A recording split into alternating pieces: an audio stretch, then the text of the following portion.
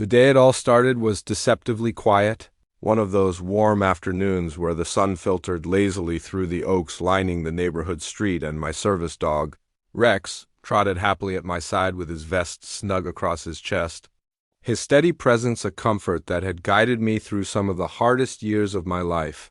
But as we came up the drive to my new home, a modest ranch-style house with a wide porch I had been excited to settle into, that peace was shattered when a sharp, shrill voice pierced the calm Karen. Clipboard in hand, HOA badge dangling from a lanyard she wore like a crown, stormed up as though I had just desecrated the very foundation of the community by daring to walk my own property. She pointed at Rex and, with all the arrogance of a dictator, announced that dogs of that breed aren't allowed here and that the HOA doesn't permit animals over 30 pounds. At first, I thought she was joking. Surely no one would accost a homeowner in broad daylight and demand they get rid of their dog on move-in day, but the fire in her eyes told me this was no bluff. Rex, ever the professional, sat calmly by my side, trained to sense my anxiety and ground me, his very presence a testament to the years of certification and legal protections he carried. But Karen didn't care about that.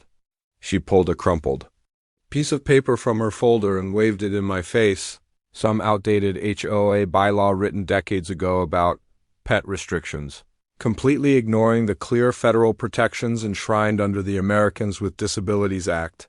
I tried, calmly at first, to explain that Rex wasn't just a pet, that he was a registered service animal who had gone through rigorous training, and that the law was unshakably on my side. But Karen wasn't interested in the law. She was interested in control. She smirked, told me she knew the rules better than I did, and threatened to fine me $500 a week until I removed the animal from the premises. My blood boiled, but I held my composure, because I knew what she didn't, that I had documentation thicker than her clipboard, signed by medical professionals and backed by federal protections, and that by targeting Rex, she wasn't just picking a fight with me, she was stepping into legal quicksand she wouldn't crawl out of. The confrontation ended only when one of my neighbors, an older veteran named Bill, came across the street and snapped at Karen to back off, telling her flatly that service dogs were none of her business. But she huffed off with the kind of smugness that told me this wasn't over, not by a long shot. That night, as I unpacked boxes with Rex curled loyally at my feet, I thought about the years I had fought to keep my life steady, how much I depended on him, and how terrifying it would be for anyone else in my position who didn't know the law as well as I did.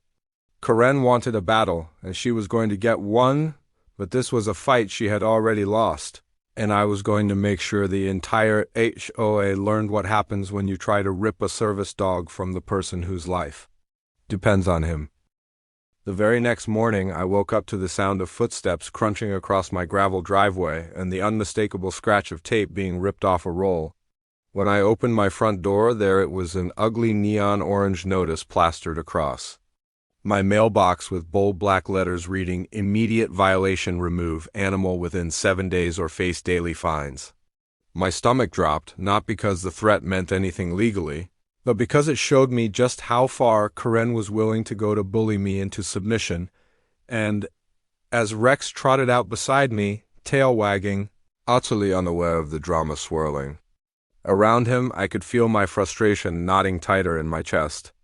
It wasn't long before Karen herself strutted down the sidewalk, arms folded like she owned the neighborhood, and announced in front of 2 gawking neighbors that she had already contacted animal control, and that dogs of his size are aggressive by nature. I could hardly believe the Gaul Rex, a gentle giant trained specifically for public interaction, whose calmness in the face of chaos had been tested and certified, being slandered as some kind of threat simply because Karen had decided she didn't like the look of him. I told her flat out she was violating federal law, quoting the ADA to her face, reminding her that service animals are exempt from HOA restrictions of any kind, but she just scoffed, muttered something about how federal doesn't apply here, and scribbled something on her clipboard. That was my first clue that Karen wasn't just ignorant, she was dangerous, the kind of person who thought her rules carried more weight than actual law. That afternoon, as if to prove her determination, a white animal control truck pulled into the neighborhood, lights flashing, and my blood ran cold for just a moment until I gathered up Rex's paperwork, his vest, and the thick binder I kept, with all of his certifications, training documents, and medical necessity forms. When the officer stepped out, clipboard in hand, Karen nearly skipped over, grinning ear to ear like she had finally won, but the look on his face when I calmly handed him the paperwork was priceless. He scanned through, looked at Rex sitting politely at my side, then turned to Karen with a frown so deep you could feel the frustration radiating from him. "Ma'am, this is a service animal," he told her firmly, "and what you're doing right now is illegal." For a moment, silence blanketed the street. Neighbors peering out from porches and windows as Karen's smirk crumbled into a twisted grimace, but instead of admitting she was wrong, she exploded, shouting that the HOA has the final say and that no dog, service or not, gets to break the rules of this community. The officer shook his head, gave me an apologetic nod, and told me to contact his supervisor directly if Karen harassed me again, but I could already see the storm brewing behind her eyes. Sure enough, within days I received a bogus invoice from the HOA, $1,000 in accumulated pet violation fines, and Karen herself had the audacity to slip a typed letter under my door threatening that failure to pay will result in legal action and possible foreclosure proceedings. That was the moment I realized this wasn't just Karen acting alone. She had pulled the entire HOA board into her crusade against me and Rex, weaponizing their influence to try to force me out. But what she didn't know was that I had already started compiling everything, the notices, the threats, the video footage from my security cameras showing her trespassing onto my property at night to photograph Rex through the fence, even her screaming match with the animal control officer. Every piece of it went into a thick folder labeled evidence, and I knew it was only a matter of time before she would cross the line so hard that the law itself would have no choice but to slam down on her. Rex stayed steady through it, all lying by my side as I typed up complaints to the Department of Justice, the State Attorney General's office, and even the county sheriff. Karen thought she was fighting a defenseless neighbor with nothing but his dog, but in truth she had just declared war on someone armed with the one weapon she could never beat, the law itself, sharpened and ready to cut through every ounce of her arrogance. By the time the next HOA meeting rolled around, Karen had already made Rex the central topic of her vendetta, sending out mass emails to the community claiming that a dangerous animal lived among them, conveniently omitting the part where he was a federally recognized service dog, and when I walked into that meeting hall with Rex at my side, heads turned, whispers spread, and I could feel the weight of suspicion Karen had planted in the room, but I wasn't there to be intimidated. Was there to put everything on record? Karen pounded her little gavel at the folding table they used as a board desk and immediately launched into a speech about how this community was built on safety and standards and how she would not allow exceptions for personal pets. I waited patiently, letting her ramble until she finally tried to motion for a vote on whether Rex should be removed, and that was when I calmly stood, pulled the microphone toward me, and laid out my binder of documents on the table in front of everyone. "Rex isn't a pet," I said firmly, my voice carrying across the echoing room.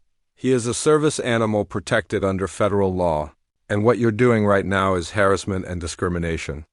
I could see Karen's face tighten as I flipped through pages of ADA printouts, showing highlighted sections that explicitly stated AOAs could not ban service animals under any circumstances, and then I pulled out the recording of the animal control officer shutting her down, playing it loud enough for everyone to hear the exact words. "This is a service animal, and what you're doing is illegal." The room shifted instantly, some neighbors gasping, some crossing their arms, suddenly realizing Karen wasn't the authority she pretended to be. But instead of backing down, she doubled down, slamming her palm against the desk and shouting, "He's aggressive!" "I've seen it myself." Her voice cracked as she tried to paint Rex as some kind of menace, and then, as if she had staged it, a man in the back, a board member clearly in her pocket, stood and claimed he saw Rex lunge at a child last week. My blood boiled, because not only was it a lie, but I had the footage from my security cameras showing that exact moment, a child running up to Rex, Rex calmly sitting still, wagging his tail, waiting for permission to be petted while I gently guided the child's hand. With the push of a button on my tablet, I projected the video onto the wall, and the room erupted in murmurs. Karen's face went red, her allies sat back down embarrassed, and I could feel the tide turning, but Karen wasn't finished.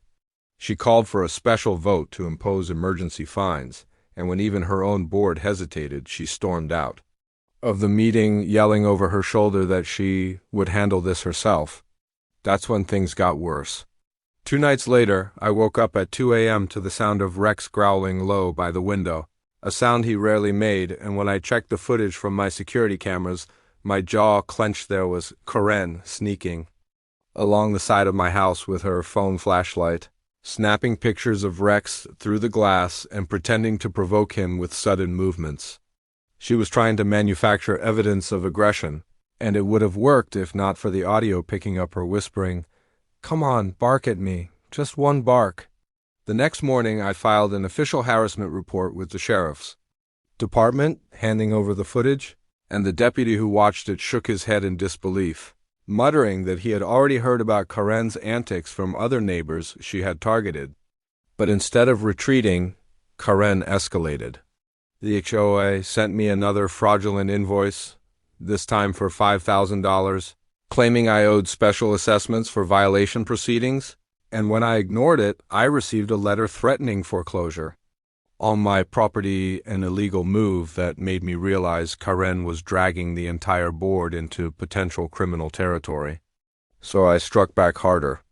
I called a meeting with the sheriff, the county attorney, and an ADA representative, handing them my growing evidence folder, and each of them agreed that Karen and the HOA were in violation of federal law, state law, and even their own bylaws. Meanwhile, Rex remained my calm anchor, following commands perfectly, even accompanying me to the courthouse when I filed for an injunction against the HOA to stop their harassment. Neighbors who had once eyed Rex with suspicion started approaching me, some apologizing, some offering support, and I learned that Karen had pulled similar stunts before bullying a veteran for flying a flag, harassing a disabled woman over her wheelchair ramp, finding a family for their autistic child's therapy equipment in the yard. It became clear that Karen wasn't just targeting me. She had made a career out of abusing power. And now, with the law on my side, I was preparing to make sure she and her HOA finally paid the price. Karen's obsession with Rex didn't burn out after being humiliated at the last HOA meeting. It intensified, turning into something darker, something almost personal, and I could feel it every time I caught her glaring from across the street, or heard her barking orders at other board members who seemed less and less enthusiastic about following her lead. But instead of backing off, she doubled down, and her next stunt nearly put lives at risk. It started when I received a notice in the mail claiming that Rex was a dangerous breed and therefore restricted under HOA policy, an outright lie since not only was Rex a Labrador Retriever, a breed so well known for service work, it's practically the poster dog for the ADA, but also because federal law explicitly forbids breed restrictions for service animals. But this wasn't about rules anymore. This was Karen manufacturing a reason to justify her harassment. I ignored the letter, documented it, and added it to my growing file for the county attorney. But a week later, I came home from running errands to find 2 animal control trucks and 3 sheriff's cruisers parked outside my property. My stomach dropped as I saw Rex sitting calmly in the yard with one of the deputies, wagging his tail, while Karen stood in front of my gate waving her arms and shrieking about how Rex had attacked a neighborhood kid, demanding that he be put down immediately. For a split second, fear punched through me. If I hadn't had cameras rolling, her lies might have gained traction, but I steadied myself and pulled out my phone, scrolling to the exact footage I already knew would exist, and sure enough there it was, the kid in question riding his bike past my driveway, Rex lying lazily in the shade, not even lifting his head until the bike was long gone. I walked up, showed the deputy the footage, and his expression hardened as he turned to Karen, who was still flailing and insisting Rex lunged through the fence. When the deputy asked her to explain why the video showed nothing of the sort, she stammered, turned beet red, and finally stormed off, but not before hissing that this wasn't over. The deputies warned her that filing false reports could land her in jail, and while that should have been enough to shut her down, I knew Karen wasn't the type to quit. Over the next month, the harassment escalated into something almost unhinged. Anonymous letters taped to my door calling Rex a monster. HOA board notices trying to fine me $10,000 for endangering community welfare. And even one neighbor clearly. Pressured by Karen reluctantly telling me Karen had been going door to door, begging people to sign a petition to have Rex removed.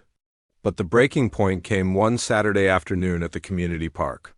I had taken Rex out for some air, sitting on a bench while he rested at my feet, when suddenly Karen appeared with 2 board members and a man I later learned was her cousin, who had conveniently agreed to play the role of victim. The cousin staggered toward Rex, clutching his arm and crying out that he'd been bitten, blood dripping dramatically from a bandaged wound, and Karen screamed, "See? This is what we've been warning you about. He attacked." A crowd gathered quickly, whispers spreading. And for a moment I felt the tide shifting again, people actually looking at me like maybe, just maybe, Rex wasn't safe. But once again, Karen underestimated me. "Funny," I said loud enough for everyone to hear, "because my dog hasn't left my side all afternoon." I pulled up the live footage from my body cam or something I'd started wearing after her nighttime stunt and played the recording of the last 2 hours, Rex sitting calmly, never once leaving his spot, while Karen's cousin wasn't even in the park until minutes ago. Then I dropped the hammer. I had quietly arranged for a sheriff's deputy to accompany me that day, hidden among the crowd at the park after I tipped them off that Karen might try something reckless. When the deputy stepped forward, handcuffs already in his hand, Karen's face went pale. Her cousin was arrested on the spot for filing a false report and faking evidence, and the deputy informed Karen that she was now being investigated for conspiracy and harassment since she had orchestrated the entire charade. The crowd turned on her instantly, neighbors demanding to know why she would go this far, why she would risk endangering the entire community just to target one man and his service dog, and for once Karen didn't have her usual smug retort. She sputtered, ranted about standards and rules, but nobody listened anymore. I thought maybe, just maybe, that would be the end of it, but Karen wasn't finished. She was too invested in her vendetta to stop. Within days, she filed a civil lawsuit on behalf of the HOA, demanding Rex's removal and accusing me of defamation for exposing her lies at the park. And that was when everything finally boiled over into the courtroom. I walked into that courthouse with Rex by my side, flanked by the county attorney, an ADA representative, and even the sheriff himself, who had grown tired of Karen's antics. And as we sat down across from Karen and her dwindling board of loyalists, I realized this wasn't just about Rex anymore. It was about exposing a bully who had terrorized her community for years.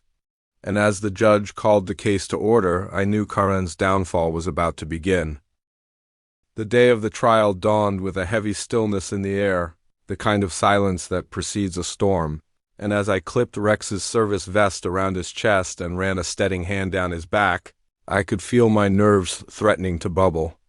But Rex's calm, steady gaze grounded me like always, his amber eyes telling me that no matter what happened in that courthouse, we would face it together. When we arrived, the courthouse steps were crowded, reporters jostling with cameras, neighbors whispering among themselves, and even board members standing stiffly in their tailored suits.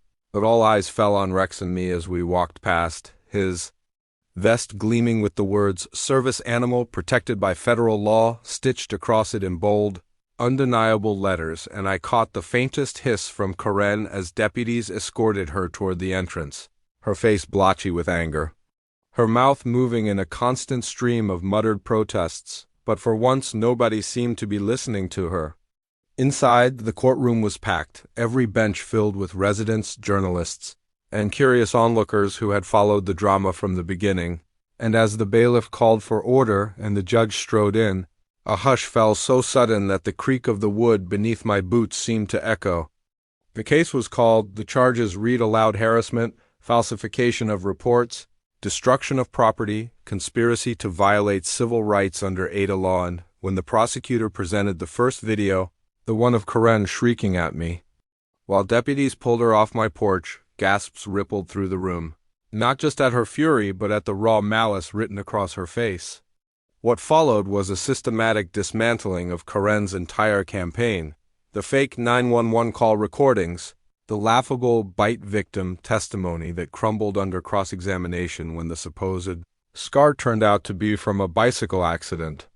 Years earlier, the chemical analysis of the bleach she dumped along my fence line, the HOA notices with her signature authorizing illegal fines, and finally, the damning footage from my security camera of her trespassing under cover of night with jug in hand, her smug smirk frozen on the screen as she realized she'd been caught red-handed. And by the time the prosecutor rested, the room felt electrified, like everyone was waiting for the final blow. Karen's defense, if it could be called that, was pathetic rambling claims that she acted for the safety of the children, conspiracy theories about me weaponizing disability laws, even accusations that Rex wasn't a real service dog because I looked too healthy to need one. But each time she spoke, her words only dug her hole deeper, and when the judge finally cut her off with a sharp bang of the gavel, reminding her that federal law did not bend to personal vendettas, the last of her supporters shifted uncomfortably in their seats, some outright standing to leave rather than be associated with her collapse. Then it was my turn, and as I stood, Rex pressed close to my leg, his presence steadying the tremor in my hands, and I told my story not with bitterness or rage, but with quiet, undeniable truth, how Rex had pulled me back from the brink more nights than I could count, how he was trained to sense my panic attacks before I did, how he had given me back freedom and dignity that trauma had tried to strip from me, and how Karen's relentless harassment had not just targeted me, but had tried to strip away the rights of every disabled person who relied on service animals.